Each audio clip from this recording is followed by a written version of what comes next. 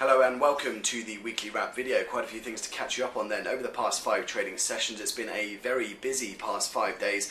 The headlines, though, towards the end of the week have been made by Scotland, as Scotland voted pretty overwhelmingly in favour of retaining their share of the United Kingdom and rejecting the prospect of independence. So the No campaign won by around 10 percentage points, roughly 55 to 45 against independence in Scotland.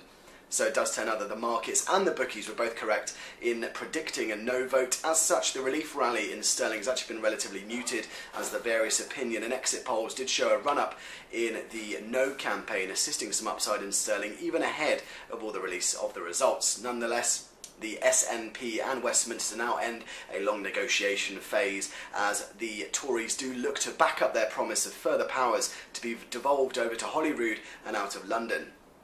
Elsewhere this week, though, of course, we had the FOMC rate decision. They maintained their taper path, trimming their monthly purchases by another $10 billion. The headlines, though, out of the FOMC were more characterised by the further hawkish tilt that's now being installed within the FOMC committee, as Fisher joined Plosser in becoming another dissenter over the statement from the Fed.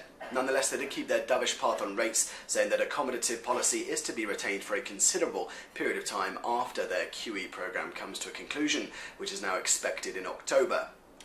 As such, the dollar did continue to rise this week as all eyes did turn to the further dissension among the Federal Reserve Open Market Committee, and as such the dollar did rise to 4-year highs in regards to the dollar index this week, as all eyes turn now to the progression of Treasury yields towards the end of the year, as the market comes closer and closer towards fruition of higher rates over in the US.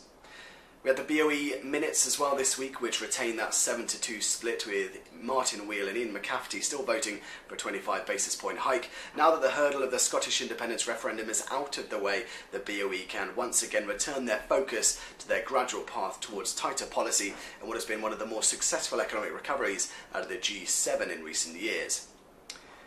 Then again, over in East Asia, the economic news is not quite as positive. We've had a slew of bad data out of China within the past week. Retail sales, industrial production, and most recently foreign direct investment collapsing in China, really putting a lot of threat towards the 7.5% growth target that the Chinese government currently hold.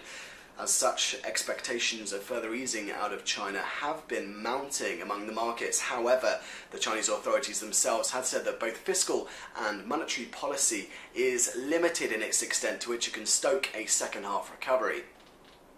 Nonetheless, the Chinese central bank did provide liquidity to the tune of around $81 billion towards the middle of the week to China's 5 largest banks. However, some have seen this as them simply front-running a liquidity squeeze later in the month ahead of the Golden Week holiday that occurs in early October.